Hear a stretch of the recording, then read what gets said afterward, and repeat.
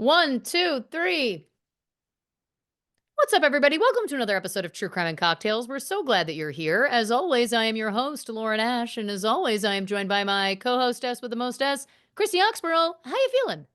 Oh, I'm in my feels today. What's up? Just moments before the record, I had to pick a child up. He came home from a grade 8 ski trip because grade 8, this will be months from now, he'll be graduating from elementary school and moving on to high school. And so like the grade 8 ski trip is all the grade 8s just going for a couple of days to Manitoba and bonding and having a beautiful time and with kids they've been going to school with for 10 years and then they're going to be torn apart. It's fine. Next week, I have to take him around to do high school visits, and then I have to register him for high school. And I'm not well with that. Yeah.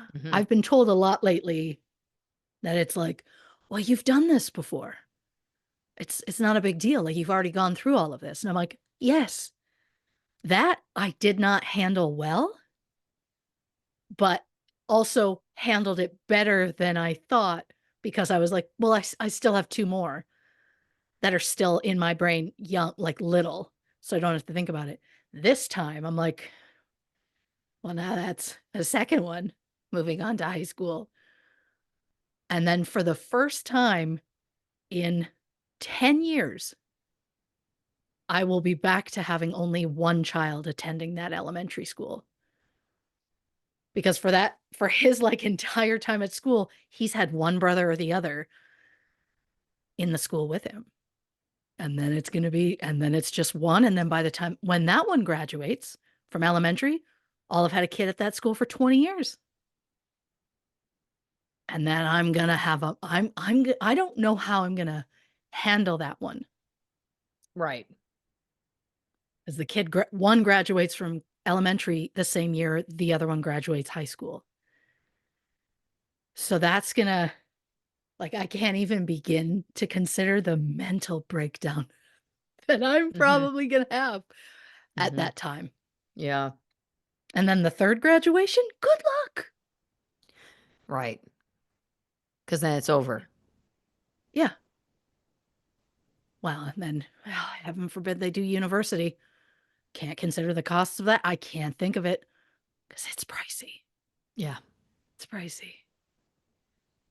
Listen, Yeah, it's just life's happening very fast. Life's happening February fast, not January fast.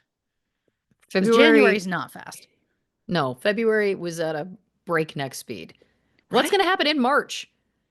I think tomorrow is going to end up being May. Will we slowly march? See you never. Yeah. Listen, I hear you. I guess for me it's hard because I don't have children, so I don't understand the concept of like, oh, this is then it's going to be over or whatever. But then I try and put it like thinking about the dogs or the cat, Of course. right? And like thinking about like I did have a slight meltdown the other day. Somebody asked me how old Bean was, and I was like, 5. And then because I was like, it's another year, you know, Of course. it's another year on the thing. So I know it's not the same, but what I'm saying is I think I understand you. Oh yeah, I think you do. Yeah. I think you do. And I think it never gets easier with, No. you know what's going to happen. Yeah. And then all of a sudden it's like, wow, that happened fast. I mean, the cats turned 5 this year as well. That's wild. Right? I'm like, I swear it was just yesterday. I got those small babies. And now just terrors. Yeah. Terrors. Bless them. Love them so much. But good God. It feels like yesterday. And I'm like, God, and we're 5 years in. Yeah, that is wild. That is wild. I mean, Sharky this year is 16. Good for him. Yeah. And still so kitten. So spry. It's almost, again, I know I've talked about it on the show before, but like it is alarming. It's almost alarming. Like it's like are you an android cat? Like, how are you Oh, still sure. so active? And there's no signs of him slowing. Yeah. There is no decline that has happened in that cat at all. Hmm. The only thing, knock all the wood, Of the course. only issue we ever had was he broke a tooth once. Right. That's it. I know. I mean, I can't imagine because I am well beyond, I think, 16 years in cat years. Hmm. And I'm making noise getting off the couch. Yeah, this is what I'm saying. I was walking around a grocery store today at like a slight angle because I've never had this happen before. I woke up and I swear it was like someone rolled me in a ball and shoved me into like a trash can and they were like, you that's how you sleep, because I woke up and I was walking to the bathroom and I had to concentrate to walk straight because my body was twisted. And so I was walking like I was one of the sharks or something from West Side Story. Like I was like, I didn't know what was going on. I'm like, why am I like, I couldn't walk straight. And then I'm like walking down the aisle of the store and I turned to my husband and I was like, I don't know if you understand what's happening right now.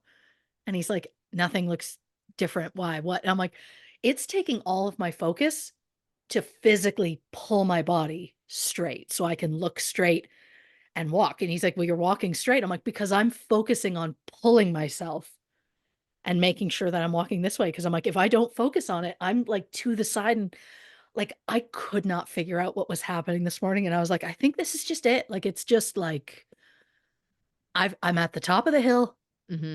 and now I'm coasting down really fast. It's just that is what it feels like. And then you add in like the emotion, and it's just like I think I need a raccoon day to just lay on the couch and eat my feelings. And if I'm being honest, maybe open some hockey cards. That always delights me. I love that. Yeah, I woke up the Yeah. other morning with a weird hip thing. Haven't had that Huh. before. Just a weird pain in the hip. And then the next day, guess what? Added one on the other side. No idea. No idea Huh. what that's about. But the other thing I've noticed is depending on the pillow that I use, I did Mm. notice when I was in Toronto, that last stretch, when I would go to sleep, I found myself like tucking my chin. Like I was like, it's like I wanted to curl into a ball. And so my chin was like Into a almost. ball, into the trash. Exactly. This is what I'm saying. Yeah. So I hear you because then I would be like, why does my neck hurt? And it's like, because you're rolling like an armadillo into some sort of sphere to sleep, which, by the way, I don't think I do that here, but my pillow here is different. And so, anyway, long story short, yeah, I was like, this is alarming. So I was having to also actively force my body to like pull my neck back and like keep your neck somewhat straight. And then I would get Mhm. so uncomfortable. I'm like, oh, just roll into the ball, armadillo. Like it's fine. If I may suggest, you Yeah. don't have to like it. Mhm, First thing that came to my head, mhm. Ashadillo. Oh, come on. I mean, you'd be an adorable squishmallow. You're telling me. You're I'm telling just me. saying. What I like is this is kind of how it's always been for us, Hmm. where it's like we're always like very far apart, but somehow Yep. the parallels, Yep. things happen where it's like, how did that happen to me too? Or I had something incredibly similar happen. Like it's Yeah. just, it's wild. It's a synchronicity thing, It is. which is interesting. I've got a quick update. Yeah. Update. Last week on the show, I talked about an unfortunate experience I had with Air Canada. Mm-hmm. And that episode released at midnight Pacific time, Sure. technically last Tuesday. So it's like, Right. midnight Monday into Tuesday. Right. Um, by 10 a.m., mm, maybe 9 a.m. Pacific time, I had received an email, a phone call, and a text message from Air Canada. Mm-hmm. Now, Mm-hmm. I had filled out a survey giving all of the details of my experience the night that it all happened. Right. Haven't heard back from that even to now, although maybe they've made a file and taken me out of the file. Anyway, uh, but they were like, literally sent me a message saying, "We've listened to your podcast and we'd like you to call us back." And so Mm-hmm. I spoke to this woman, who I will say was lovely. I will give her Of all course. the props. But she said, she was like, I'm not normally a podcast person, but somebody sent me your podcast today, knowing that I do this job and thought that maybe I should hear it. And I wanted to reach out. And I was like, this is the power of the internet that Yeah. it's funny because I told all of that story. Yeah. You don't think about the people hearing it. You don't think No. about, like, that it's like it. And here's what I'll also say. Yeah. Nor did I think I would hear about it the day the episode came out. Maybe a couple days No. later. Okay. But no, she was on top of it. Anyway, she was very apologetic about my experience. She assured me that this would be, noted, because by the way, doesn't matter. I didn't have to write down this employee's name or anything like that because they Of just course. know. They know it all. They know Of where I was. They know course. when I got the bag. They have the whole thing. So they're like, "We know who it was." And they were like, "The supervisors there have been alerted. They are going to do, speak to this person, etc." She's like, "But there will be no follow-up. We will not hear how that meeting goes." And I was like, "Okay, I understand that. That's fine." Sure. Um, but anyway, I mean, I don't know whether I should say. Should I say? I mean, I don't know. She could be listening to this right now. I just Oh, felt like I should be if fully I was transparent. told, hey, you should listen to this because they're talking about your work, I'm going to listen to it. And then I'm going to wait and listen to the next one just in case they're going to respond to me responding. Oh, of Right. course. Well, I feel like in the grand scheme of everything being transparent, I should say Sure. they did offer me $150 for my Sure. troubles. I said maybe more money. And then they Sure. offered me a discount that I'll get up to the value of $300. Hey. So I'm not going to say whether I think that is good or bad. I am just presenting the information Of course. like a news source. So people can choose, you know, Of what they course. think about that. Of course. Uh, but what I will say, and this isn't just in case she's listening, genuinely, she was very kind and very gracious and very apologetic. Hey. And I understand that that's that person's job, but I do feel like she really went out of her way. I then, as a follow up, had to book another flight with Air Canada because this is the thing. There are not a lot of options going LA to Right. Toronto. And so, whenever you book a flight, if you're traveling with your dog or your cat, you Right. have to call in. And this is the other thing, and this isn't her department. This is me just speaking to Air Canada bluntly, as a whole. Make it so that you can book it online, folks. Make it so that people can add their Mm. pet online, because waiting for 2.5 hours to talk to someone to add a pet to Uh, your flight is just, it feels like we have the technology at our fingertips. It feels yes. like everything that can be done online, you can do all the checks and everything you need to do. Anyway, um, so I went to make that call. And when I called from my phone, I got a message that said, "Due to higher than normal call volumes, we can't help you right now. Goodbye." Normally, when you call, they're like, "Do you want to sit on hold or do you want to call back?" No, no, no. And I was like, that was weird. I'll try again. I called 6 to 7 times, and every time I called, it just hung up on me. It was like, Uh, "Thank you. Bye." So what do?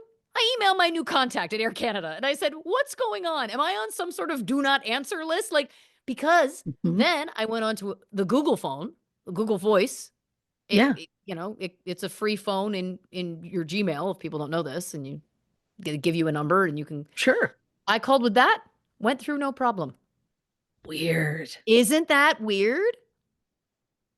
Huh. Now, she assured me that she was like, "That's not my department, but I will pass it on to IT." And I was like, "Thank you very much. Appreciate that. Appreciate the flag happening." But isn't that Mhm. bizarre?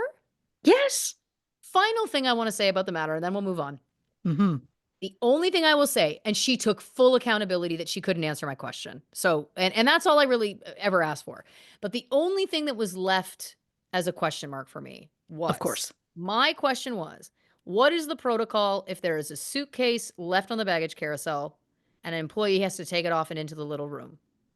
Because my question was, that bag was there for hours circling on the Right. carousel. I have a tag on there with my name and my number, which again, they tell us to do. They tell us to put your name and your phone number on your luggage. Right. I'm like, was I ever going to get a phone call? What is the protocol? What amount of time? Because again, I could have had a heart attack in the bathroom. That might have been why I didn't get my bag, right? Like there's a Sure. million things that could have gone wrong. So, my question is to our listeners, because there's always somebody who listens that does any job under the sun. Of If you work course. for an airline, what's the protocol? If you work Sure. in that department, I am just genuinely curious.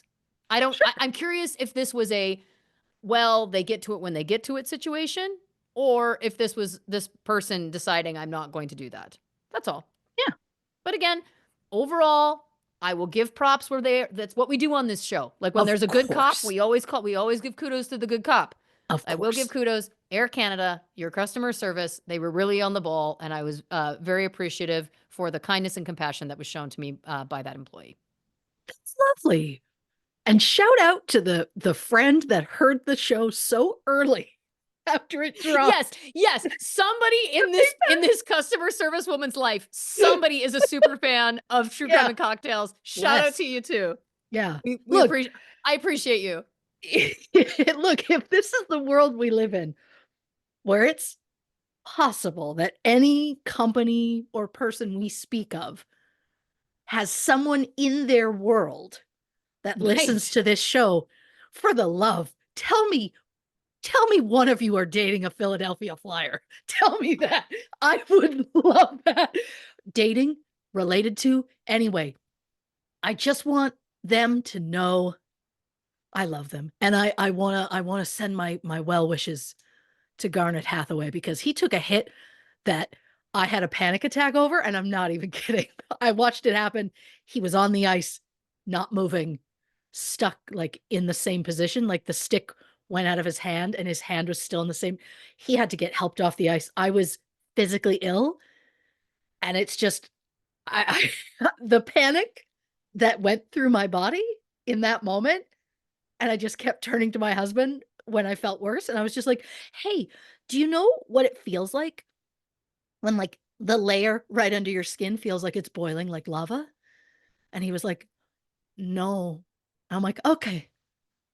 And then, like, just 5 minutes of silence, and then, "Hey, like, do you think it's possible I'm having a heart attack or, like, just my bra is too tight and I can't breathe now?"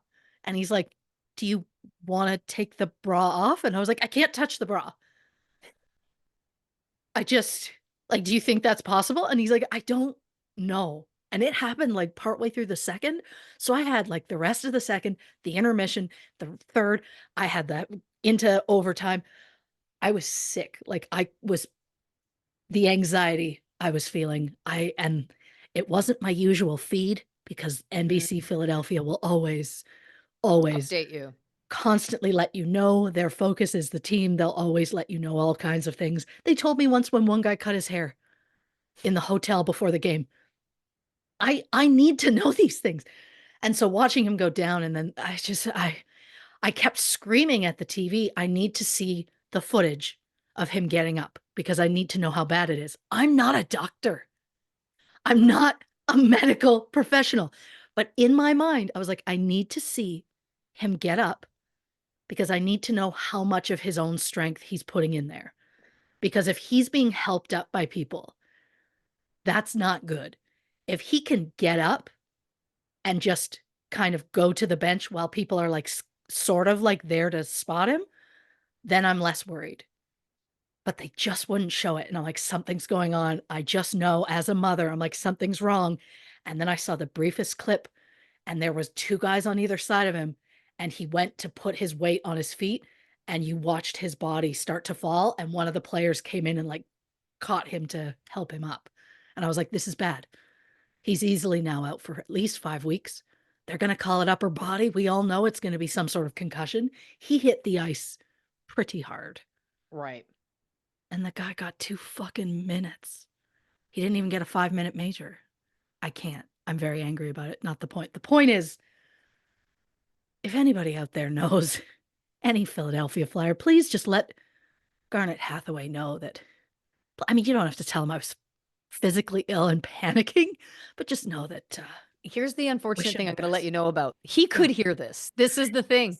We He don't know. So I he don't may already know in real time that you were physically ill. That's yeah. yeah, I'm sure he'd be flattered. Oh, and this is the psychotic level I'm at.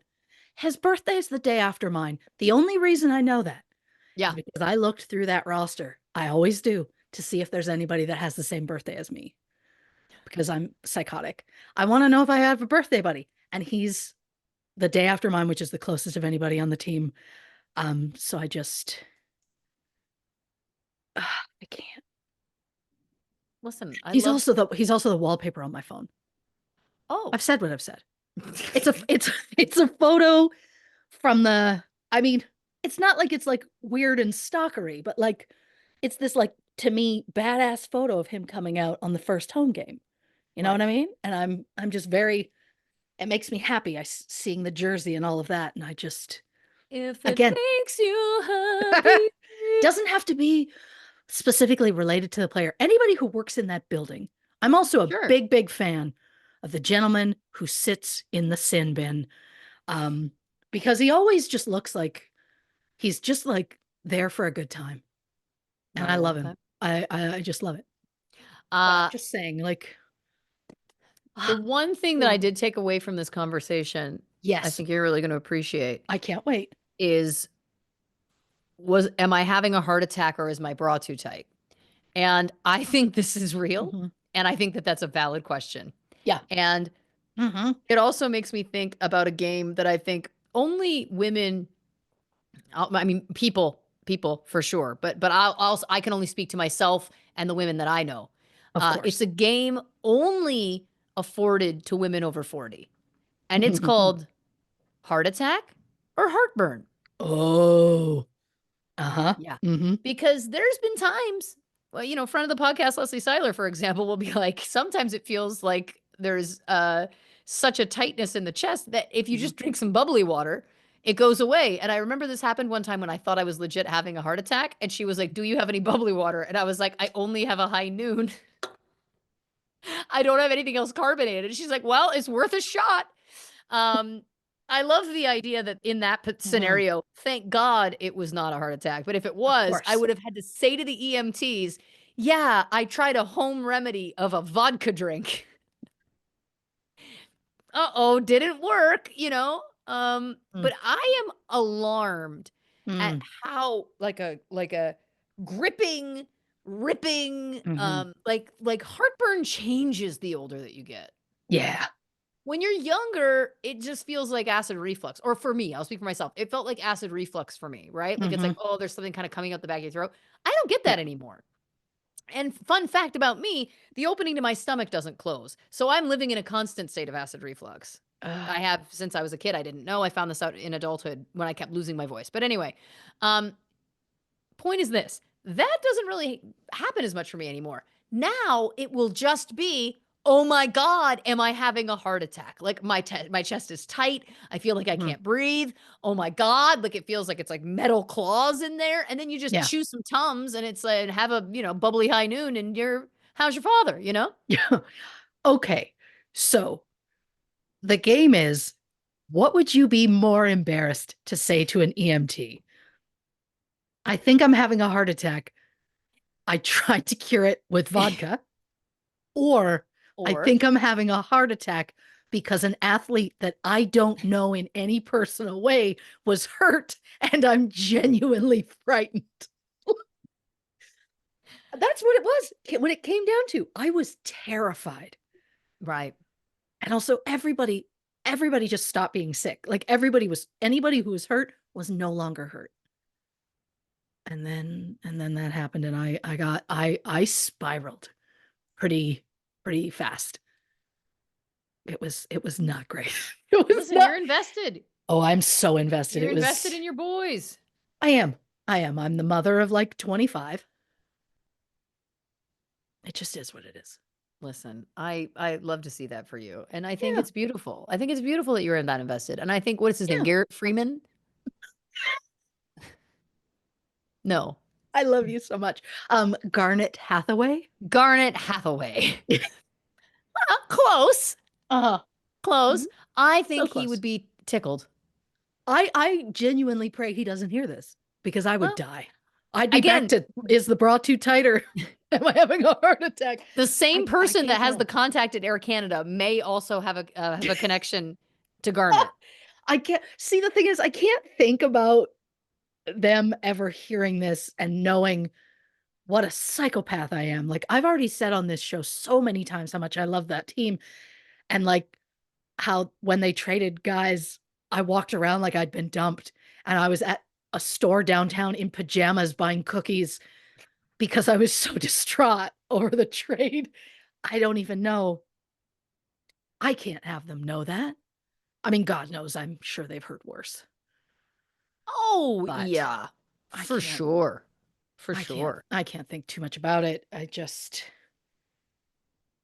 love them so much. And this is the thing. I'm not even asking to ever like put me in contact with them because I can't ever, I don't think I could ever meet them.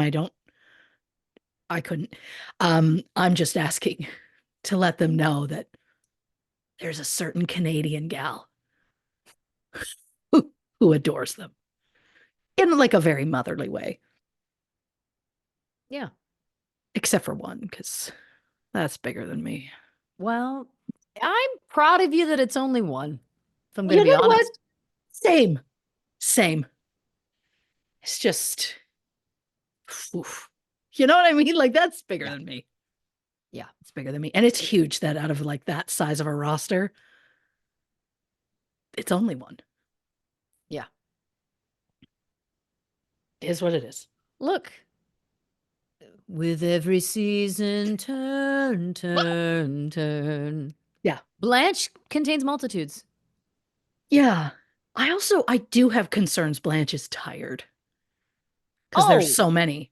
But I oh, also I'll give here we go for like a real-time reaction. Speaking of Blanche, mm, you texted me the other night about Walton Goggins, hmm. who I've been yammering about for so long. Yes, for years. And you were like, "Oh, I'm watching this, uh, this episode of White Lotus or whatever." And I was like, "Oh yeah." Um, we're now like 5 episodes into the first season.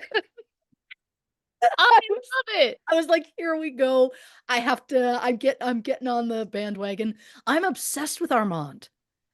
Yeah. I'm obsessed with him. In so many ways, because there are so many times throughout that show so far. Again, I think we're only like 5 episodes in, maybe even less, maybe four. I don't know. Doesn't matter. But I'm just the amount of times I have said during episodes that person was perfectly cast. Yeah. Like Shane being such a fucking dick. I'm like, that guy plays a dick so well. Because he just opens his mouth and I'm like, why are you guys married? Like I've got a lot of feelings. I also have a lot of feelings about Steve Zahn. Of course. I wish Steve Zahn had said yes to our Armand. I just yeah, I'm living for it. I love these. It's a great show. Oh, Jennifer. I Oh, mean, she's so good. Jennifer I'm Coolidge is so good. obsessed with her. Her screaming on the boat, Oh, I know. I was like, oh God, I love her. Now, did you do this solely so that you could work your way up to the Walton Goggins? Yeah, What I love about it is that each season like stands alone. I mean, yeah, there's some crossover, but like you could have just come into season 3, but that's not who you are, and that's what I it's love not. about you. You're It's like, not. I'm starting it at the beginning, and I'm gonna earn Walton Goggins. I'm gonna earn it. It is. It There is. was a, this is the thing though. I'm like, no, I'm not gonna say it because then people will be like, that's a spoiler. So I'm not gonna say anything. When the season's over, I'll talk about it. Sure. But anyway, I'm so excited that you're into it. Yeah. I loved season 1, and I also really loved season 2. Hey. Um, but I really loved season 1. I thought it was just so interesting and different. And I also have to say, shout out, fun fact, Yeah. um, David Bernard, who is an original producer on a television show you may have heard of called Superstore, is Hey. also a producer on White Lotus. Oh, that's fun. How beautiful. I How think that's beautiful. great. I know. Listen, the more you know. Yeah. I also love that I'm only now going, I guess I could have just done season 3. I knew going into it. There It was is little separate, but I things. was also There's just little like, things that carry through. I I want to mean, get look, on the boat. please do. And look, honestly, like the first two seasons are such a great watch. I you can't go wrong. I can't wait because there's two moments I can remember for sure that haven't happened yet. And I know that I will get I should do the Johnny Carson, put them in an envelope because there's two moments Oh. that I'm like, I will be receiving an immediate text from you. I know this. Well, I'm gonna yeah, write them down. I mean, I'll at write them one down. point I was gonna text you that night and be like, I just want you to know I've started the show because it Yeah. was that same night. Um, but yeah, I'm oh God, there's just so many things about it. Um, I'm again, Steve's on, I'm obsessed with him, so I can't wait to see where this is gonna go. And Armand, I mean, I love him so much. Apparently he got an Emmy for it. Yeah. Couldn't be happier. He was great. He was so good. Yeah. Oh, I can't wait. This is a joy for me. The last thing, oh God, maybe we're even further behind than I thought. The last thing that I saw was Molly Shannon had arrived. Yes. And then stuff happened in the office. Yes. And Shane was like, haha, I'm going to tattle. And I was like, the three employees just say, I don't know what you're talking about. I'm like, the three employees just band together and lie. And then, of course, I don't know what the fallout is yet, but Well, fascinating. in the words of a song we know very well, carry on my wayward son. Yeah, I got to tell you something. I saw a preview. Well, no, let me rephrase this. I was watching, I had TV on as I was like doing chores and stuff around the house. And sure. then I hear, carry on my wayward son. Like, and I was like, ah! Because I turned it. I was like, there's something that's supernatural. And Reacher, I believe, maybe the show, I think it's Reacher. It was a Uh, commercial for them. And I was like, it's too soon. You can't use that song. Am I wrong? Here's the thing, though. Reacher's another thing. I know. I know. I know. Like to quote some, I don't even know. I think it was a review that I saw for season 3 that just came out like a week ago or just started a week ago. Somebody said, how is it possible he's gotten even bigger since the first two Yeah. seasons? He has. He has. Blanche can clarify. He has. It. He's no nonsense. He respects women. He is just like, this is the way it is because I said so. And I'm like, uh-huh. And for some reason, season 3, he's like, what excuse do I need to take my clothes off? And I'm like, what are you doing? I'm not That's complaining. probably why he got bigger. It was like there's Oh, shirtless scenes, and he was like, I'm gonna go harder. the joke is, it's like t-shirt and jeans works. T-shirt and jeans works fine. He's just so badass Listen, I got to and get into it. respects women. All I'm saying, you've said that twice, and I really am hearing you. Thank you so much. Nothing's hotter to me than a And man he that respects respects a women, woman. Yeah, and also he respects women. No, I completely agree with you. My goodness. I got to give it a go. All I'm saying is that it's a trigger. You know what I mean? Like it's like you you're hear right. that song. I just think it's a little soon for another show to be using that song. That's You're all I'm saying. right. It's so iconic for that show. If it wasn't like the theme, Right. maybe you could, you know, I mean, I'm sure it's safe by now. You could use the theme from Taxi. I would like someone to to show the Reacher trailer just with the theme from Taxi. Isn't it like burr, burr, burr, burr, burr, burr, burr, burr? Is that the theme from Taxi? Burr, burr, burr, burr, burr, burr, burr. I think so. Burr, burr, burr, burr, burr, burr, burr, burr, burr, Uh, burr, uh, uh, uh. burr. Oh, That might not be. It might not be. I'd also like to change my answer now that I Yeah. know you've put out the thought of I'd like to see the Reacher trailer with a different song. Make it the theme from Night Court. Yeah. Yeah. These are great. Okay, I'm just gonna really quick play the theme from Taxi just to see if I'm right. Of course.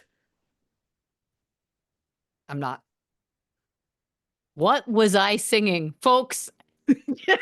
Here's the thing. I don't think I've ever seen Taxi, and I don't Oh know wait, why. this is a 6-minute song. Hold on. Where's an opening credits for Taxi?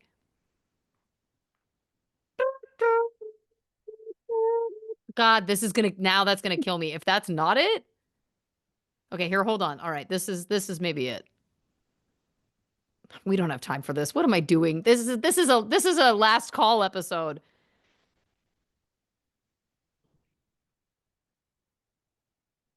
It's very similar, but it's not. So now you're trying to think of what the song was you were thinking of. Yeah. Well, it's got to be something from that era.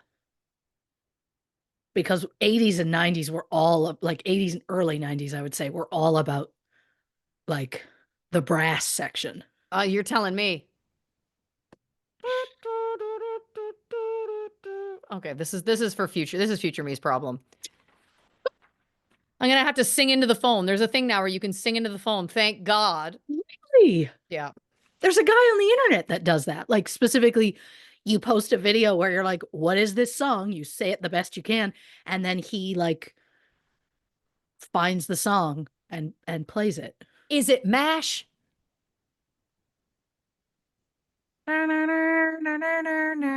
It's MASH. The song, Yeah. Yeah, that's it's MASH. MASH. And that song is called Suicide is Painless. That's just a Right. fun fact. Yeah. Wow. Yeah. On that note. How did I not even clock that was MASH? I've seen MASH in its entirety. Oh yeah, I've watched a lot of MASH. A Love MASH. lot. Yeah, yeah, yeah. Hawkeye? Get out. I didn't have to We've take it talked about there. this before, We have. remember? We We can't get back into that. I can't get back into that. I'll write down talk about MASH later. Okay, fantastic. Now listen, I gotta ask you before we move on, what you drinking Yeah. over there? I have a Pepsi slush this evening. Tell I me don't need the something good. I don't need the caffeine, but it's too late for that. I've got a peach high noon and a water, and I'm gonna have another high noon later. Also, I have a partially used sweet and sour sauce. Don't worry about it. Don't worry about it. Yep. All right, folks, we're talking the Templeton Woods murders on this episode of the show. I know absolutely nothing about this, but have no fear if you also don't, because I'm going to get you up to speed right now. In March 1979, an 18-year-old girl went missing in the city of Dundee, Scotland. Oh, Scotland. Her body was found the next day, but the leads quickly dried up and the case went cold. When a 20-year-old girl went missing from the same area 11 months later, locals started to panic. And when the girl's body was discovered in the same woods where the first victim was found, police started to believe they'd have a serial killer on their hands. In an episode absolutely jam-packed with true crime, Christy will tell us about the 2 serial killers linked to this case, as well as a 3rd potential serial killer and all the creeps along the way. Now here's the thing. It's one of the things that I love about our show is how we go from like talking about MASH and just the ridiculousness that is these 2 women to just easily one of the darkest episodes I've ever done. Look, this is the magic of true crime and cocktails. I've always said this. We bring you in, we set it up, we get you lulled so that I like it. I like it. I like our own show. I like it because again, sometimes true crime is just so heavy. I think it's nice. We set a nice light tone, so then we kind of ease in. You know what I mean? Sure. Never making light of the cases, but just No. so that you can walk away at the end of this not feeling like, oh my God, I feel like I need a shower, you know? I get that. Yeah, we give you the fun, and then we're gonna get heavy. Yeah. And then maybe if we're lucky, a little fun happens at the very end. He ain't heavy. She's my cousin. No need. No, every need. Also, a very specific era of song this evening. Yep, all very similar songs also. Yeah. Also, Yes. here's a question. Is this our first case in Scotland? No. Well, we did one. Never mind. I love that I can't think of what the name was. I can't remember. He was a real asshole. That doesn't narrow it down. But we did one where it was a little bit in Scotland, but Got it. also a little bit, I believe, like New Zealand or something. So they were kind of both, and it didn't sit well with me. I wanted one that was all Scotland. I've already crossed Scotland off as like a yes, I have See, I accomplished just it. knew I But knew there was something there. So there we go. yes, this is one that I did find when I was like, what else happened in Scotland? A lot, according to this episode. A fucking lot. Uh oh boy. Again, as a reminder, we're not going to belabor the really heavy stuff. It'll just get briefly mentioned. But disclaimer, this episode will contain mentions of rape, child sexual assault, intimate partner violence, suicide, and animal death. So, trigger warning for those who need it.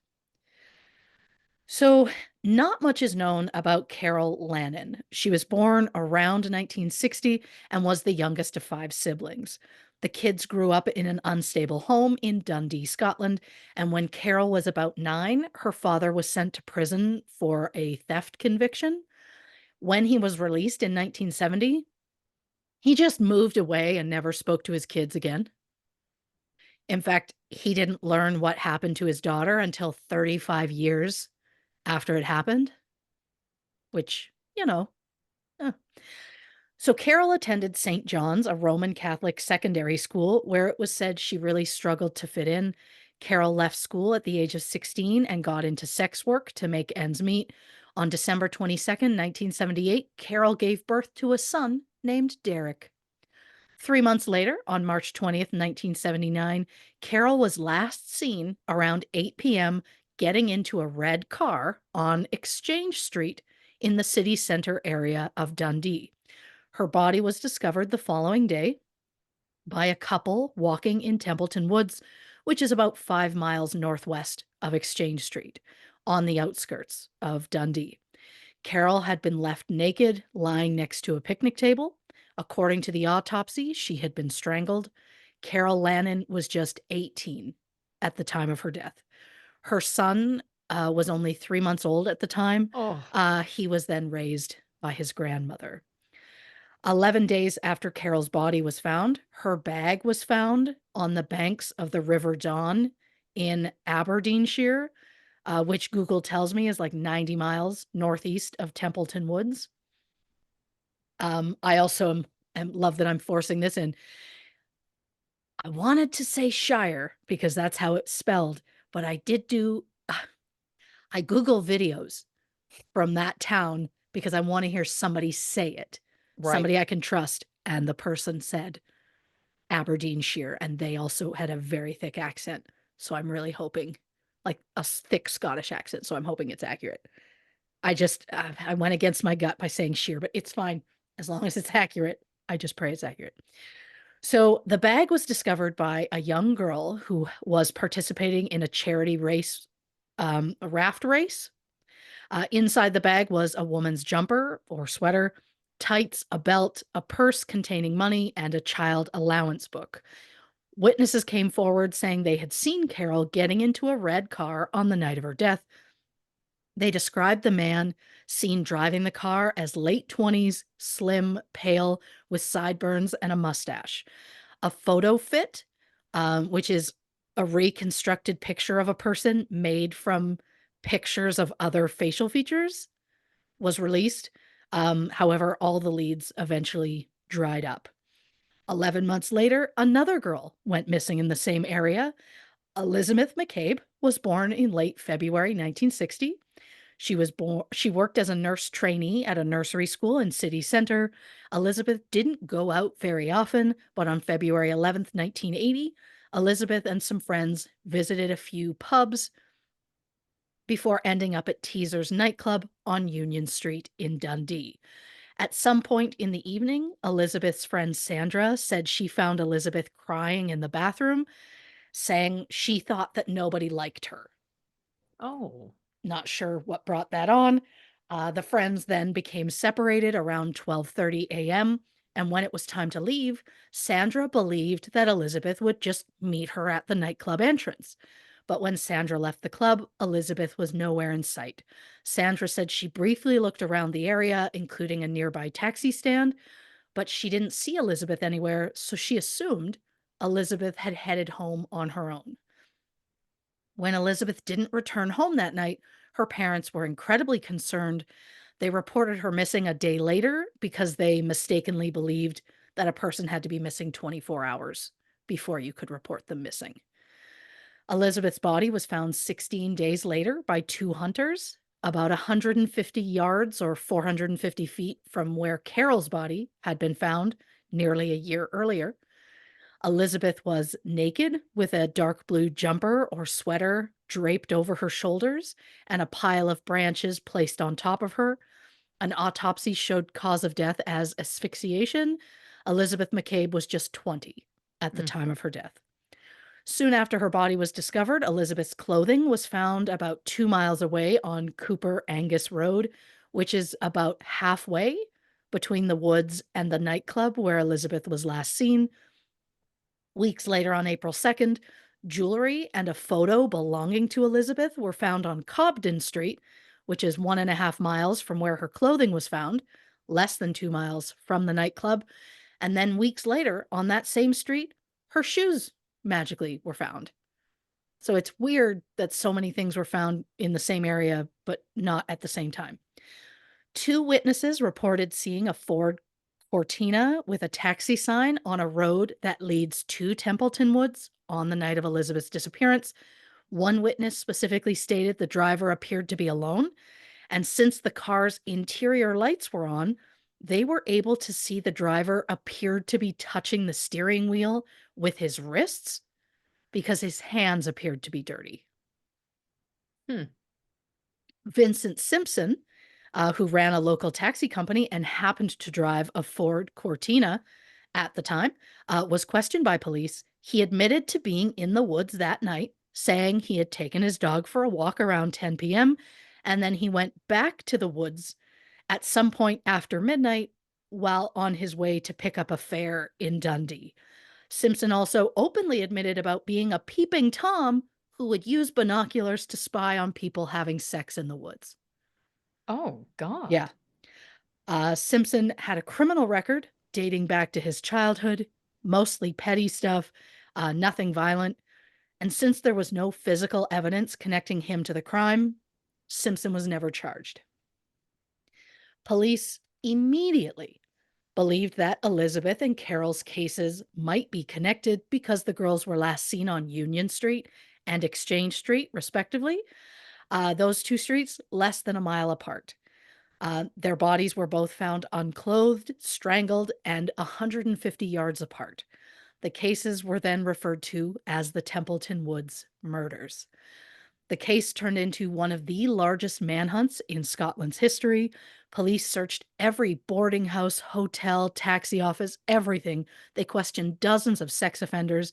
More than 7,000 people were interviewed. More than 3,700 witness statements were taken.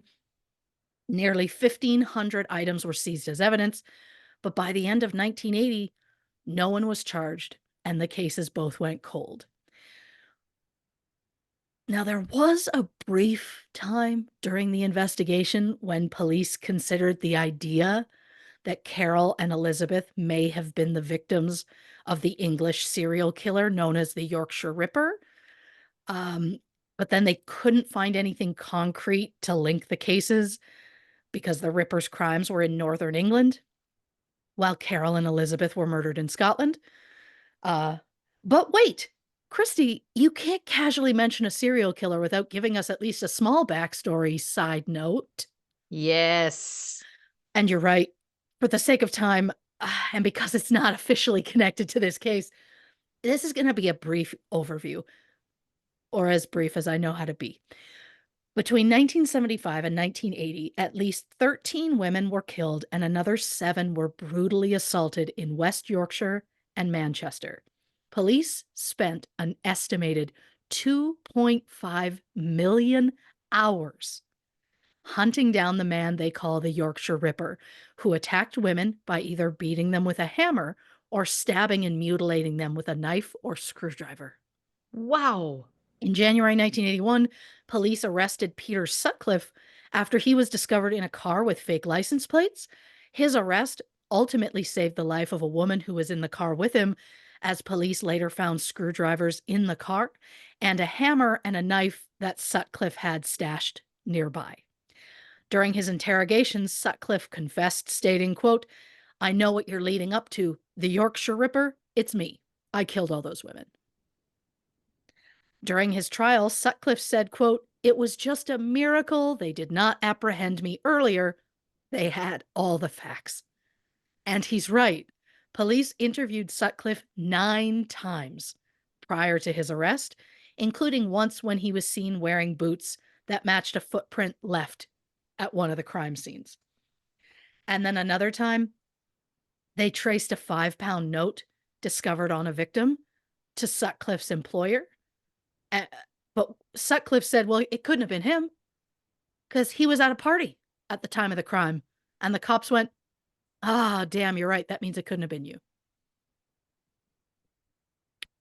But part of the Interesting. problem with this specific case is just the sheer amount of information that they were trying to deal with.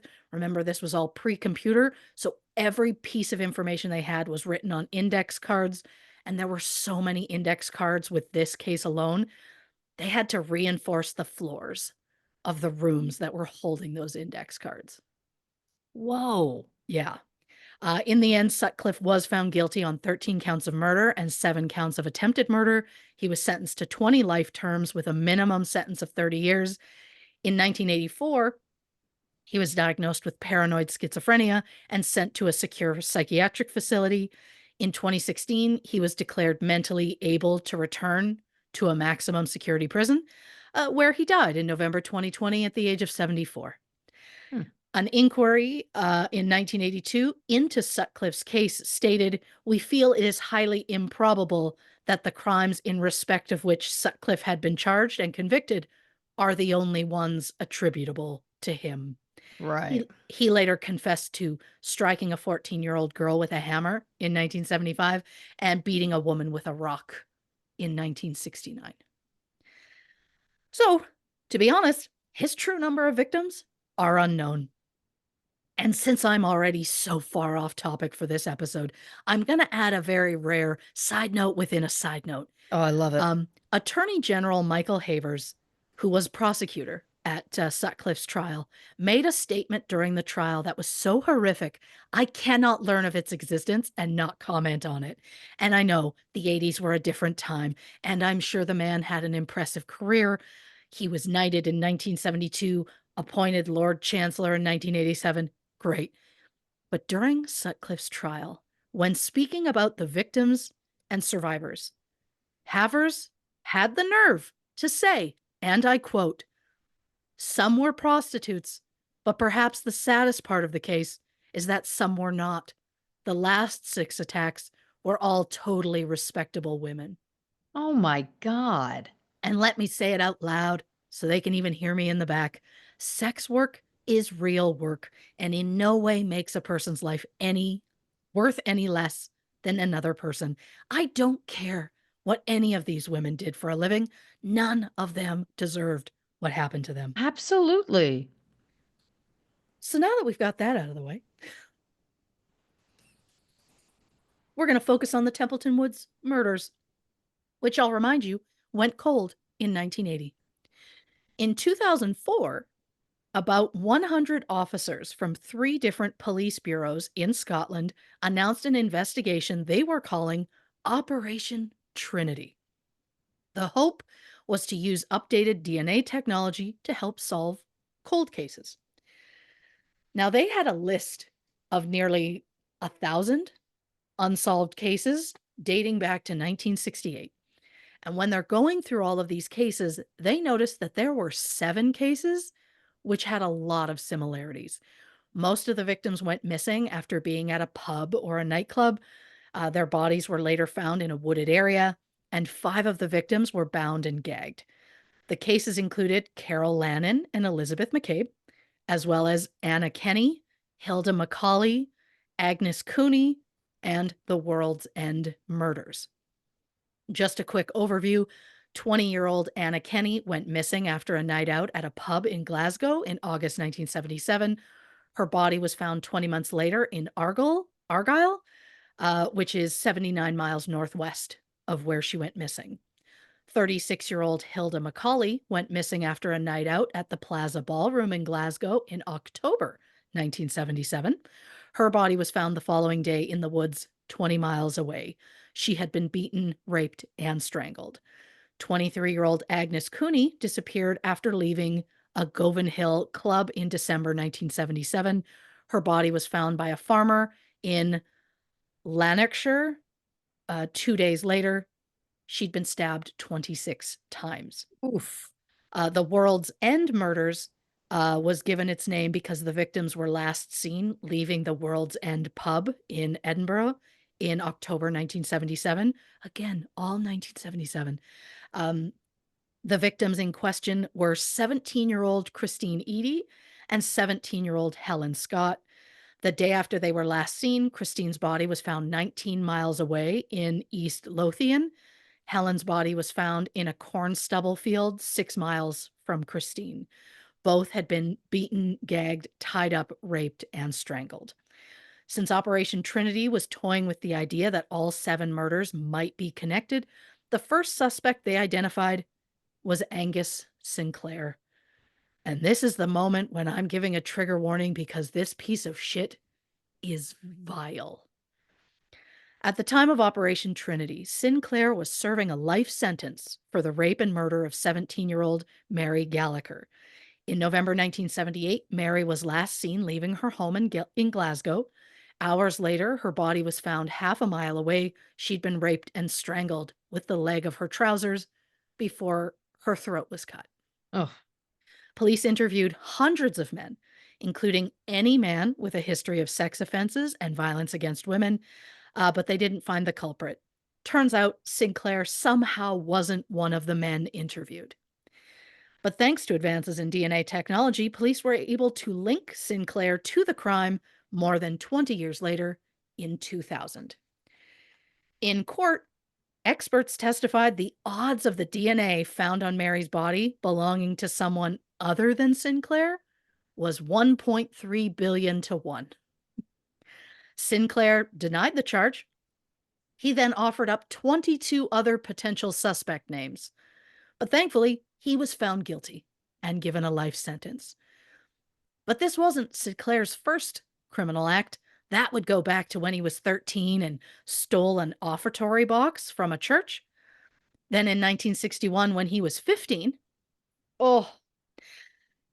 he was caught committing lewd acts to an 8-year-old girl no. and then given 3 years probation. No. And then that same year, Sinclair lured his 7-year-old neighbor to his house where he sexually assaulted her, strangled her, and threw her body over a balcony. When her body was found, he called an ambulance and said that a child had fallen down the stairs. A psychiatrist report said that Sinclair was obsessed with sex, and given the minimum opportunity, he will repeat the offense. The judge outright said no young girl was safe with Sinclair around. He was found guilty of culpable homicide and sentenced to 10 years in prison, released after 6. No. No. Then between 1978 and 1982, Sinclair sexually assaulted 11 girls between the ages of 6 and 14. I hate it. When he was finally caught in 1982, Sinclair pleaded guilty to 11 charges, but admitted that there were likely hundreds of victims. This absolute pile of garbage was finally sentenced to life in prison, and in 2000, when investigators reopened Mary Gallagher's case, Sinclair was preparing for his parole. So thankfully, he was found guilty for Mary's murder and then just left to rot in prison. Good. So based on what he's capable of, it's really no surprise that Sinclair was an immediate suspect in Operation Trinity. But since police records show that Sinclair was in prison at the time of the Templeton Woods murders, he was ruled out as a suspect. I believe at the time the charge was illegally possessing a firearm. Investigators also felt there wasn't enough evidence to link Sinclair to the 3 cases in Glasgow, which were Anna Kenny, Hilda McCauley, and Agnes Cooney. So investigators chose to only investigate Sinclair for the World's End murders. Quick aside, I did find one newspaper article that claimed that Hilda McCauley was bound with a very specific type of string that is normally sold to tradesmen. And that exact same string, or type of string anyway, was discovered in one of Sinclair's vehicles. And Hmm. that one of Sinclair's former employers claimed they used that exact same string at work. I mean, if that's true, is that really not enough to at least start an investigation into him for that murder? He's got a bit of a history. He does. I'd say if you've got any connection, might be worth taking a look. Right? Yes. I mean, look, it's possible that article was wrong. It's possible police had even less to go on. It's tough to say. But the World's End murders involved the deaths of Christine Eady and Helen Scott, both 17. They went missing after being at the World's End pub in Edinburgh in October 1977. Their bodies were found soon after, both beaten, gagged, tied up, raped, and strangled. Well, thanks to advances in DNA technology, investigators were able to determine the DNA found on the ligatures of the victims was a match to Sinclair. But weirdly enough, on those same ligatures was also DNA belonging to Gordon Hamilton. Who is Gordon Hamilton? That would be Sinclair's brother in law. Oh my God. So, yeah, Sinclair was married. Shortly after being released from prison in 1967, he met 17-year-old Sarah. Sinclair was 22 at the time. They got married in 1970 and had a son named Gary in 1972. Sarah was interviewed during Operation Trinity, and she said Sinclair would often go away for the weekend, and she just thought nothing of it. She also said Sinclair and Hamilton would go fishing together on weekends, and then she kind of thought it was weird because they never brought any fish home. Hamilton was 15 when he met Sinclair for the first time. He would have been about 22. So maybe Sinclair groomed Hamilton into being a killer like he was. It's also possible that Hamilton already had the idea before the two even met. Allegedly, Hamilton and Sinclair got into some sort of fight in 1978 and then never spoke again. Is it possible one of them wanted to come forward about the potential crimes they committed and the other didn't? Just speculating. If they committed potential murders together in 1977, it's interesting they'd have a massive blowout the following year. What else happened in 1978? I mean, that was the same year Sinclair murdered Mary Gallagher. It was also the same year that Hamilton met a woman named Wilma Sutherland, who would eventually become his wife. Mm. Is it possible Sinclair didn't like that relationship? Maybe. Why would he not like it? I'm only speculating. But maybe because Wilma Sutherland was not only best friends with Anna Kenney, who was murdered in August 1977, a case that Operation Trinity was looking into, but Wilma Sutherland was also the last person to see Anna before she disappeared. Here we go.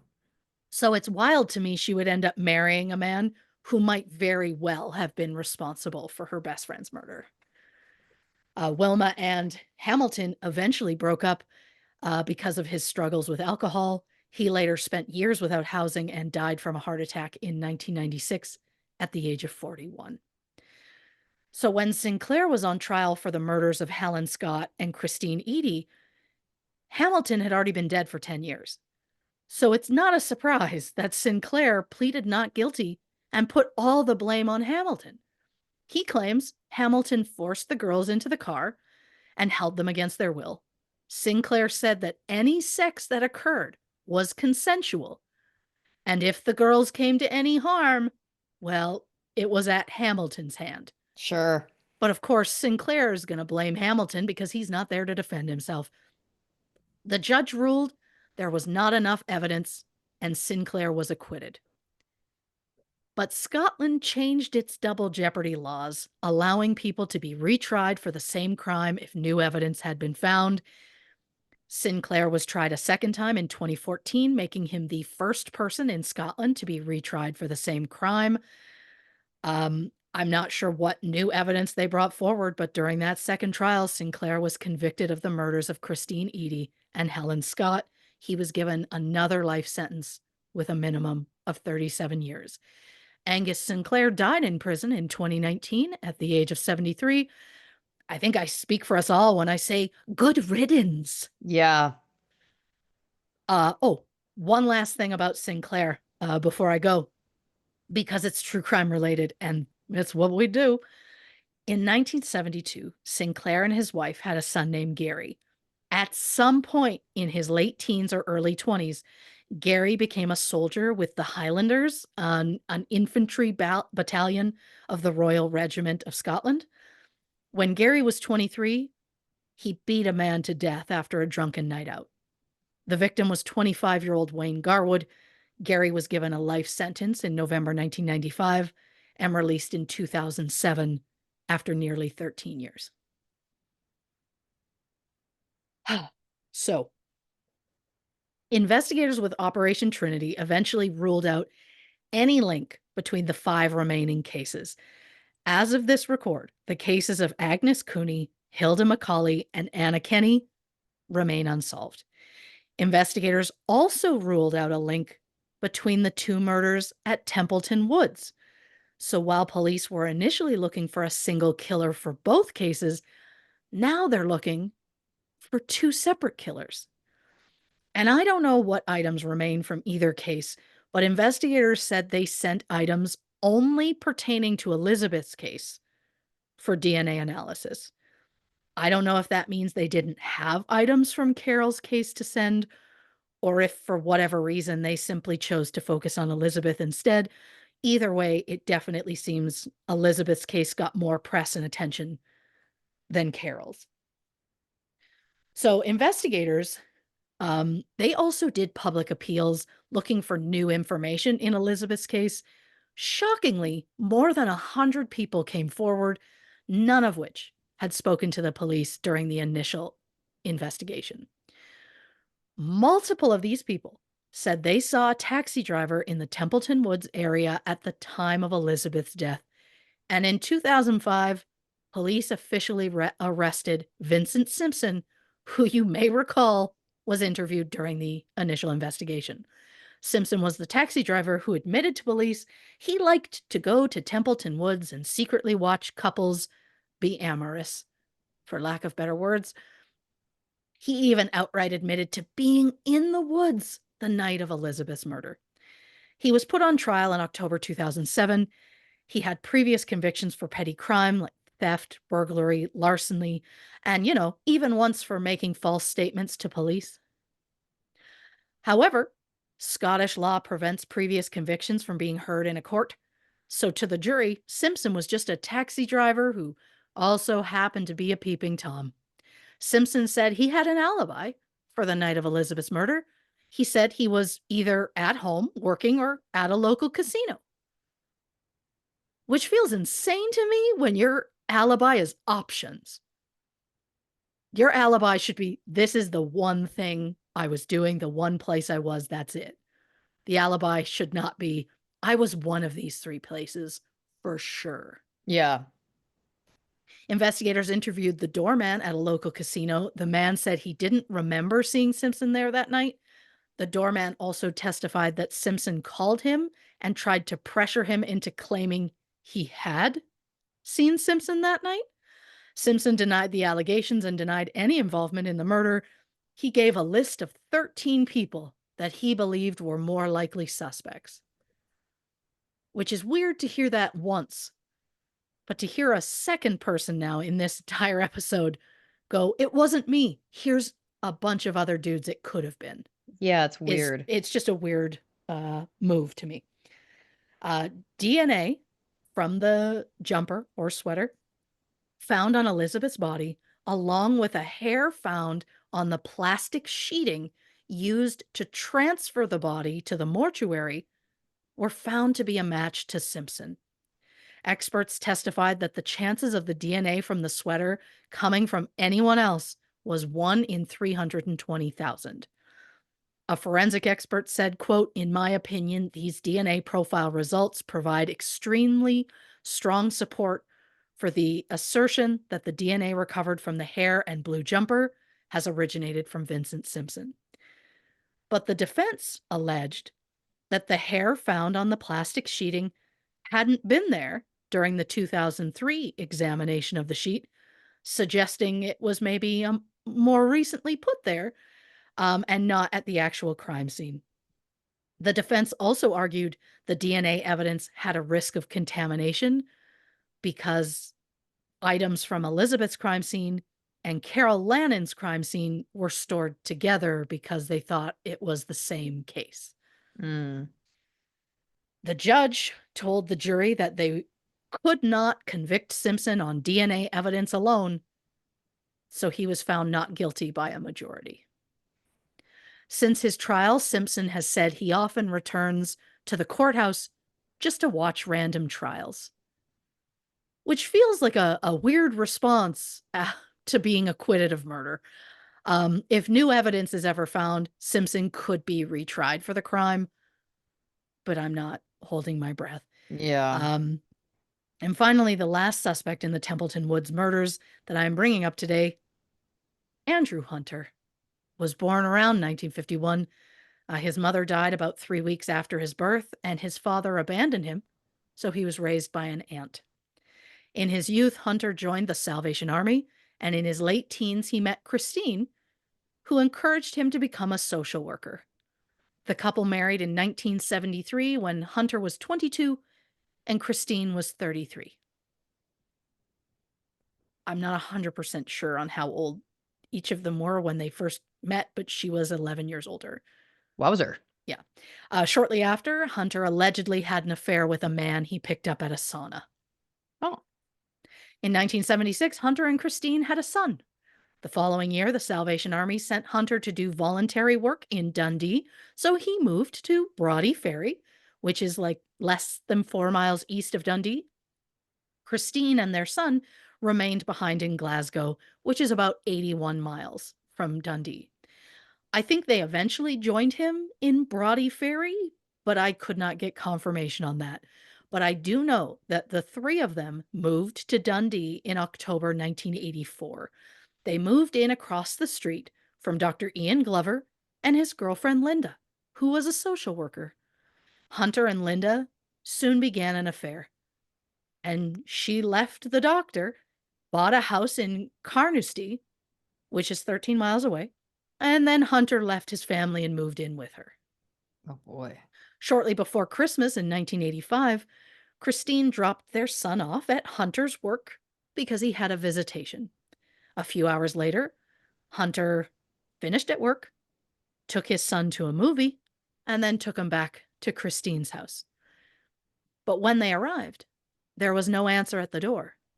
Hunter went to Dr. Glover's house to use a phone to call Christine. This was, of course, decades before cell phones were common, so it's not surprising Hunter would need a phone. To me, what is surprising is of all the neighbors, he specifically chose to go to the house of the man whose girlfriend left him for Hunter. It just feels like an odd choice to me, especially when he couldn't get Christine on the phone. So then Hunter went to another neighbor who had a spare key to Christine's house. Why didn't you go to that house first? Yeah. Interesting. So Hunter used the spare key. He let himself, his son, and the neighbor into the house where they found Christine hanging. Her death was quickly ruled a suicide. Christine was 45 at the time of her death. Soon after Christine's death, Hunter became physically abusive towards Linda. When Linda suggested Hunter didn't need to attend Christine's funeral, Hunter hit her in front of several witnesses. Oh my God. At another point, he struck her in the face with an umbrella and twisted her arm so badly she had to go to the hospital.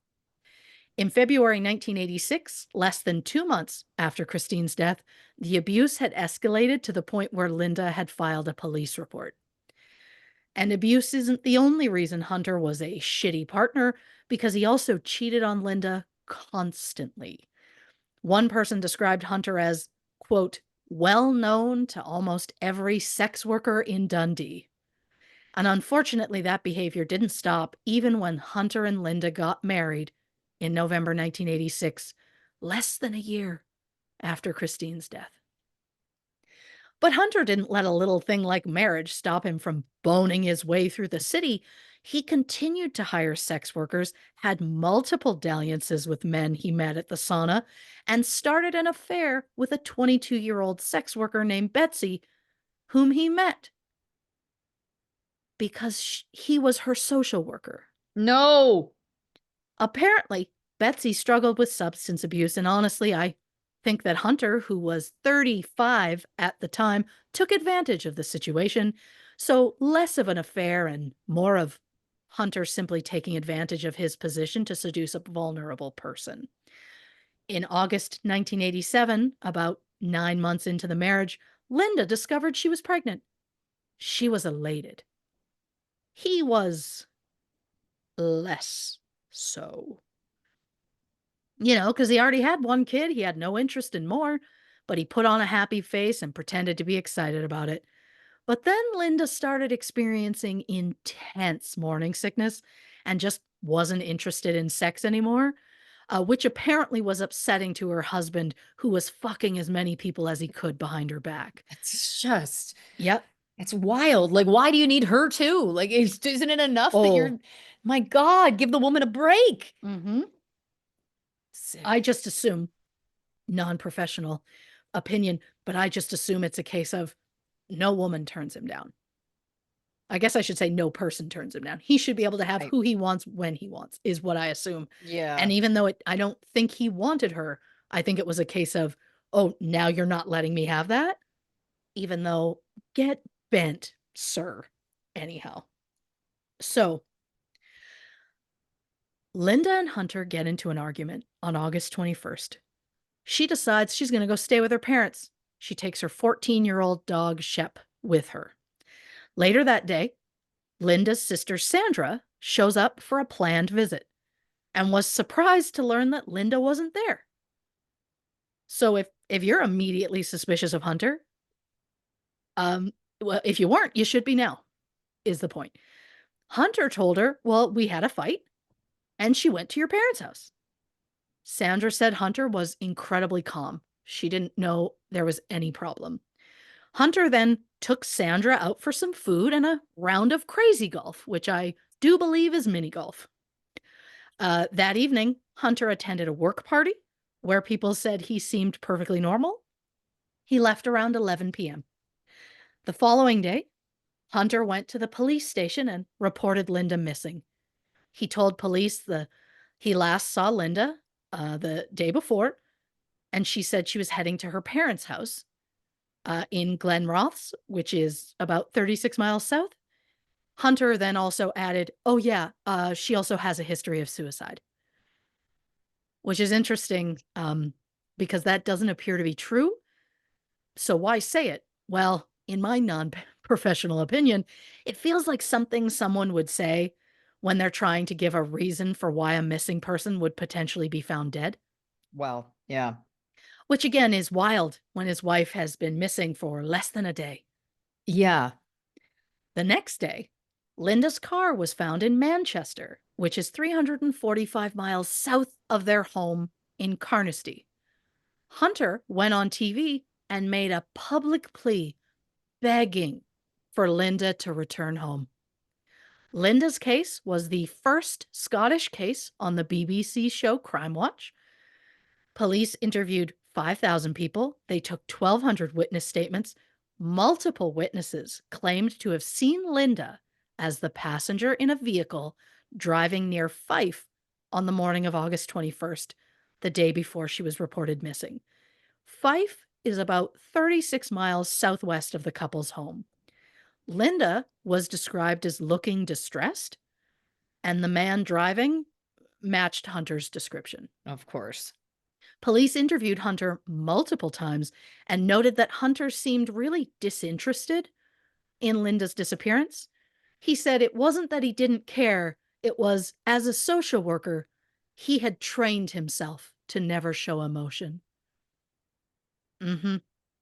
In February 1988, 6 months after she went missing, a dog walker discovered Linda's body in Melville Lower Wood near Ladybank, about 30 miles from her home, but only about 7 miles from the last place witnesses had seen her alive in Fife.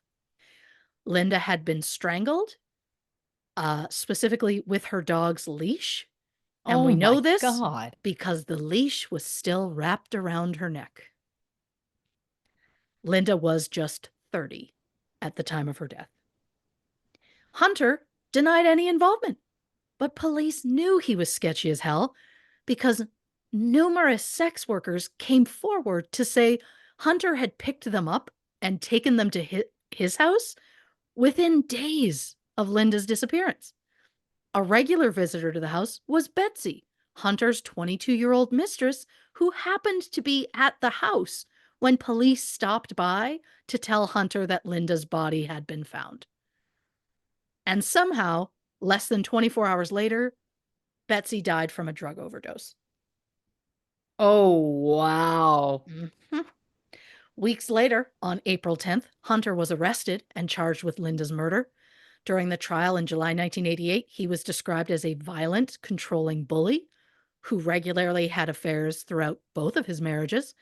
It was determined that after strangling his wife and leaving her body in the woods, Hunter drove a few miles, removed the dog Shep's collar, and just let her out of the vehicle and drove off.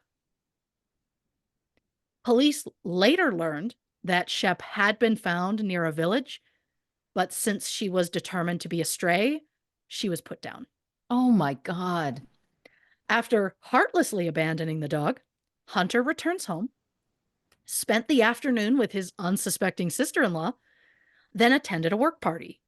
He left the work party around 11 p.m., put on a long blonde wig, and drove Linda's car to Manchester. Along the way, he got a flat tire, and police were able to find a man who helped Hunter fix the tire on the side of the road. Once in Manchester, Hunter left the car at Piccadilly Station, making sure to park on double yellow lines so it would attract police attention. Then he took an early train back to Dundee, where he bought his son a pair of shoes and kept the receipt at 1:06 p.m., got a haircut, and then hours later reported his wife missing.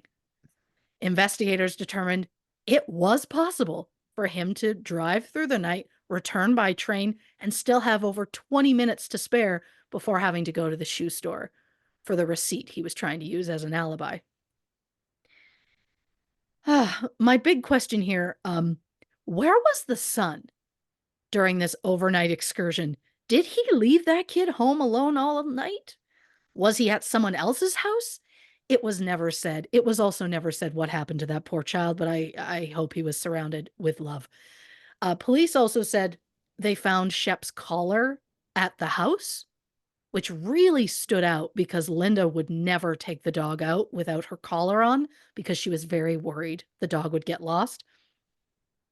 I'm just surprised that he took the collar home. I mean, I'm not surprised. I mean, I'm surprised he also left the dog's leash around his wife's neck. I'm not surprised he killed her. I'm just surprised he was so bad at it. Yeah. I'm happy he was bad at it because it means he went to jail for it because it took the jury less than 2 hours to find Yeah. Hunter guilty. The judge referred to him as, quote, an evil man of exceptional depravity.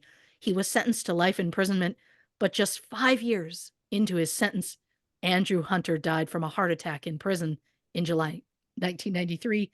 He was 42. While that doesn't really feel like justice was truly served, you have to wonder if Linda was the only woman that Hunter killed. 3 women who were in an intimate relationship with Hunter all died of unnatural causes in the span of 26 months. That just feels, wildly suspicious. Christine's family said suicide was against her religious beliefs. Is it possible Hunter was involved in Christine's death? Did he arrange it? Or is it possible that after she dropped their son off, he left the kid at work and followed Christine to her house. Because the whole thing was Linda wanted to get married. And the only way they could get married is if he had a divorce or his wife was dead. Mm. The only way it was going to happen. But if Hunter somehow knew in advance that Christine was going to be dead when they walked into that house, that means he knowingly took their 9-year-old son into the house to find his mother. And that's a level of dark that I can't fully wrap my brain around, to like purposely put a child through that. But even if Hunter was somehow involved, police have publicly stated that they have no plans to reinvestigate the death of Christine Hunter. The second victim was Linda. He was convicted, so we know he absolutely was responsible for it. But what about Betsy, the 22-year-old sex worker that Hunter was grooming? A sudden overdose less than a day after learning Linda's body had been found? It almost seems like Betsy knew something and Hunter wanted to prevent her from ever testifying, allegedly. And if Hunter was clearly capable of murder, is it possible he was responsible for either Carol Lannon or Elizabeth McCabe's deaths? At the time of their disappearances, Hunter lived just 4 miles away. And in Carol's case, we know Hunter was known for picking up sex workers. He had a history of violence against women. And if that wasn't all enough to be a suspect, he looks pretty similar to that photo fit that was released of the man seen picking Carol up. I think it's more than possible that Hunter was responsible for both murders, but I especially believe he may have been responsible for Carol Lannon's death. Just like I believe Vincent Simpson might be responsible for Elizabeth McCabe's death. I know he was acquitted, but it just is what it is. Speculating. Unfortunately, the girls' families are never going to see justice because the police have publicly stated they are no longer looking for anyone in connection with the Templeton Woods murders. As of this record, the deaths of Carol Lannon and Elizabeth McCabe remain unsolved. Reporting for True Crime and Cocktails, I'm Christy Oxborrow. Wow. What a wild ride. God. Well, listen, let's hit the can, grab a drink, and we'll be back to discuss more on the Sharky is on my paper. The Templeton Woods murders. The Templeton Woods murders episode of True Crime and Cocktails. 2 on 3. 1, 2, 3. Welcome back to this episode of True Crime and Cocktails. We're, of course, discussing the Templeton Woods murders. What a ride. What a wild ride. My God. Jam-packed. I'll say it. Jam-packed. Jam-packed. Yeah, a lot of death. A lot of death. A lot of destruction. Oh my God, where to even begin? Well, the first thing I wrote down was the gentleman there who said, you know, some of these women were prostitutes, but the saddest part is some weren't. I just can't. I know. I just can't. The idea that it's like a human life is more valuable than another is just so backwards to me. Angus Sinclair. I mean, again, I was screaming through that whole section, as everyone noticed. I think what it is for me is, how many times do we have to hear on this show that a man has done something horrific to a woman or a child, and they put him in jail and they release him early, and he absolutely does it again? Like, how many times?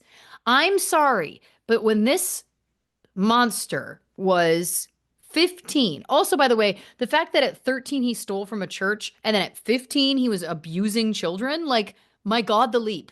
My God, the leap. Yeah. But the fact that he got 3 months and then got out and not only assaulted a child again, but murdered that child. Oh, I also don't want to anger you further. The first one was just probation. I'm so sorry. If you said that, I blocked it. I just wanted to let the rage really come through. I want that because I think, to be honest with you, if you did say that, my brain went, no, that can't be true. Like, it was like, oh, no. You misheard her. He did 3 months in prison. I mean, I look, I understand he was a minor at the time. I think it's a fairly extreme thing. I think maybe like a juvenile prison, a juvenile detention center, those exist. Yeah. I think if you commit that kind of crime, worth that. Uh, so that's enraging. I think the thing that enrages me more is that then he Reoffended. recommits, reoffends, Jesus, kills a 7-year old, and Hmm. he gets sentenced to 10 years, Yeah. only serves 6, Hmm. gets out again. I know he was always out because it was probation the first time now, but, and then it was, feasibly hundreds of children, hundreds of young girls. Yeah. I, it's one of the things that unravels me the most. Yeah. It really is because there was so many opportunities. To me, you abuse the 8-year-old, then you abuse and kill a 7-year-old, you're Mhm. in jail. Like that's it. To me, that's it. I'm sorry. I know that he was young at the time. I think if you kill a child, Yeah. I don't think 10 years does it. And by the way, I certainly don't think 6 does. And I guarantee No. the family of that child would agree with me. I mean, that Yeah. just feels absurd to me. And it's the fact that then this allowed him to get out and abuse so many other kids. Like, my God, it's just so overwhelming. It again, I think that is probably the number one thing that infuriates me almost the most in this work we do is Mm. hearing the stories of like they got him, he was in jail, and then he got out and he did it again, and then they got Yeah. him again, and then he got out and did it again, because there's always two. I can think of so many examples where it's like it's not that the person got out once, reoffended, and went to jail for life. For some reason there's this pattern where it's always like they were caught, they got off, they were caught, they got off, oh, and then the big one comes, the big one. I mean, they're all big. That's the part of it that's so Mm. infuriating. 100%. Oh, every time you said Hamilton, I hear Alexander Hamilton. Every time. Um, they went fishing every weekend, but never came back with fish. Is this the plot to Murder Brokeback Mountain? Because that's literally what happens in that movie. Yeah. Yeah. Except wasn't it she discovered the tackle box got left behind or something she put in the tackle box. He didn't find it. Right. I can't remember. Or she just opened it, it was empty. I don't know. But yes, it was the tackle There was box. something about a tackle box in that. Yes. But But that's what um, popped into my mind because I was like, yeah. you know, No, we're not blaming her, by the way. oh no, not at Just all. to It be was clear, like no, it's not her fault at he all. was going away spending a weekend bonding with her brother. Why would she think anything else was going on? Right. Why would she think they were accomplices murdering and attacking women? Right. That's such a leap. Why would anyone think that? Yeah, exactly. 100%. Well, and these guys are master manipulators, right? So of course they're not, this is how people can be married to killers and have no idea. Like they're primed and wired to manipulate and deceive and convince you, right? Yeah. Um, but it's very interesting. Yeah, of course, Hamilton dies, so Sinclair blames it all on him, of course. Um, I also do just have to say the fact that Sinclair and his wife had their son Gary, who went on to beat a man to death. Hmm. Um, it's really interesting because it feels like, you know, is there a genetic connection there? What was his childhood like? It feels like, a killer having a killer does not seem insane. I am not suggesting that if you are the child, God forbid, of a killer, that means you're going to be at Of all. But course. I just think it's always interesting when it's like such a violent crime, also. By the way, because I'm also saying he was raised by a killer. What was it like in that house? Was it abusive? Was it, who knows? Who knows what was going on in that house, Right. right? What was it? I guess my question, the psychologist hat interest to me is, was it genetics that made his son a killer, or was it the behavior and the world in which he was brought up? It's Great nature versus question. nurture, Yeah. kind of in this, right? That it's like Is it because you were genetically predisposed, or is it because of your environment, or is it a mix of both, or is it neither? But I just find that fascinating. Yeah. Now, Andrew Hunter, you mentioned his mother died 3 months after his birth. And that just twigged to me that at the beginning of this episode, we talked about how Carol Lannon had her son and then died when that baby was 3 months old. And what a weird synchronicity, Yeah. right? Yeah. I mean, that's what I wrote down. Her son was 3 months old at the time of her He death. was 3 months old. Yes. Isn't that interesting that then this other person connected to this whole thing had that same experience? Not that his mother was murdered necessarily, but just that it just, I don't know, that was just a weird It is. synchronicity to me. It's so Oh, yeah. specific, Yeah. right? 100%. You just don't hear about a lot of that. It was just, if it was like his mother died when he was 9 months old, it wouldn't have stuck out to me. But it was the fact that it was like she died with a 3 month old, and then this killer's mother died when he was 3 months. Like, Right. she was murdered and then he was a murderer. I don't know. It just was weird to me. Um, Boning his way through the city. Thank you for that. I'm just Uh, so over people who can't keep it in their pants. You know what I mean? Like the amount of things we hear where it's like people are like in committed relationships and just sleeping with everybody else. It's wild. So the more it was like, oh, he's cheating again. He's cheating again. And it just turned into like, well, who's he boning now? Like, yeah, the tone really came out. I loved it. I loved it. I think it's absolutely suspect that Betsy died from that drug overdose 24 Right? hours later. Yes, it feels way too convenient. Way too convenient. And it was Betsy who was um correct me if I'm wrong here. Was it Betsy who was the social working client that he was having? Yes. Right. So, I don't know. There's something that's like not right there. There's something up. I don't think that it would be like, at best she learned something and took too many drugs and accidentally killed herself. At worst, come on. We know this man is a killer, and we know this man probably would have a huge motive to keep his story quiet if she knew something. 100%. We don't It's trust also him.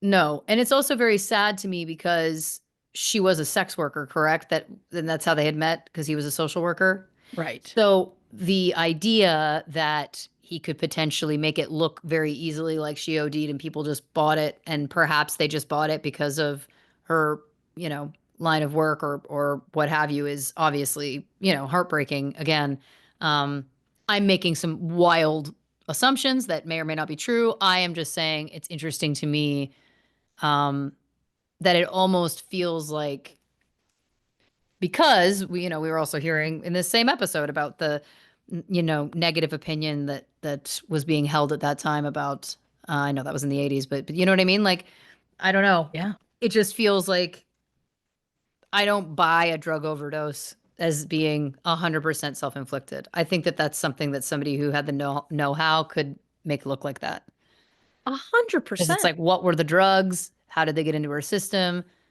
Yeah. you I know just want to know, what did she know? what did she know? She has to have known something. She must have. Yeah. Yeah, she must have. Um, I think also great point that three women who were like intimately close to him were killed in 26 months. Like, that's where there's smoke, there's fire. The simplest connection is usually the truth, the Mhm. the true one, right? Yeah. I mean, what a wild, what a wild west. Oh, thank you, Bean. Good Lord. What a wild story, my God. And like, so many twists and turns. Like, it's interesting how um there was so many different connections here. I mean, listen, here's the one thing I'll say. I'll Yeah. credit the police there for saying, you know what? We're reopening this thing in 2004. We're going to try and use the current, up to date technology to see if we can solve these things. Like, Yeah. That's wonderful. And look, we don't hear about that, I feel like, a lot. So I say Right. kudos on that. Nice that they were like, let's try and solve these unsolved murders. Of Um, course. it's always just, I mean, what a parade of disaster, a parade of absolute horror. Um, I was thinking too, there was a moment where I was like, wow, is it that because it's a smaller place, a smaller population, is there not that many murders? Like, is that part of it? And listen, then when it's like this person and this person and this person and this potential Mhm. killer, it was like I have to remember that per capita, um, you know, it's not necessarily that one place is more dangerous than another. It's that unfortunately, killers walk among us, which may be the bleakest, most looming thing I've ever said on this show, which really says something. Killers walk among us. Oh boy, that took 205 episodes. Yeah, it did. It's shocking that it's taken this long. I creep myself out, is the point. Like, that made my stomach turn a little bit. Like, oh, Yeah. Oh, I look. I was I was definitely less concerned about the asteroid coming to Earth than I am about how many killers there are in the world. right. Um, because I just wasn't phased by that. It also the odds of it went down even further. So we're Well, fine. listen, But we're are we laughing fine? then. Are, are we fine? Because the amount of serial killers in and around that area in this case is shocking. And I just can't imagine being like, well, here's 1,000 cases. Let's look through them and see if we can find anything Yeah. similar. And I'm like, I mean, I can't even imagine. Was this your full time job? Or were you doing your job as a cop and this was like after hours? Because I can't imagine how bleak that would be. Yeah. Kudos for finding the needle in the haystack of like all of these things that happened in such a small amount of time. Yeah. Yeah. It's wild. It's wild. Yeah. And listen, we know there is still some unsolved that we may never know, but again, I think that it's the least that we can do, especially when we have victims that, in my opinion, are getting failed by someone not going to prison for assaulting them, someone not doing more than 6 years for assaulting and killing them. I think the least we can do is try and find the rest of them. You know? Especially when you have two cases that happen in a similar area, bodies are found very close. They think it's maybe the same person. And then they Right. go, oh, wait, it's not the same person. Okay, well, we're going to focus on this girl and not the sex worker. Like, if you think we don't all realize what you were Yeah. doing, Yeah. I mean, they're they're people. They're all just people. We're all just people, Yeah. Well, I mean, except the monsters. They're barely people. But to your but they point, they're people. they walk among us. On that note, we thank you, dear listeners, for listening to this episode of True Crime and Cocktails. If you haven't already, give us a follow on the socials on Instagram, Facebook, and YouTube at True Crime and Cocktails, on Twitter at Not Detectives. If you haven't already, give us. I just started talking over again, laughing at my own tone on my Twitter joke. If you'd like some bonus content, go over to patreon.com/True Crime and Cocktails to learn more about our subscription-based service over there. And the only place for official True Crime and Cocktails merch is, of course, truecrewmerch.com. So check that out as well if you're interested. Christy, do you want to tell the people about next week's episode? On the next True Crime and Cocktails, Alyssa Turney. I am jazzed. I don't know anything about it, and I can't wait to learn it from my best gal. Christy, do you want to say goodnight to the people? Ah, good night, Garnet Hathaway. Good night, Walton Goggins. Walton Goggins. Good night.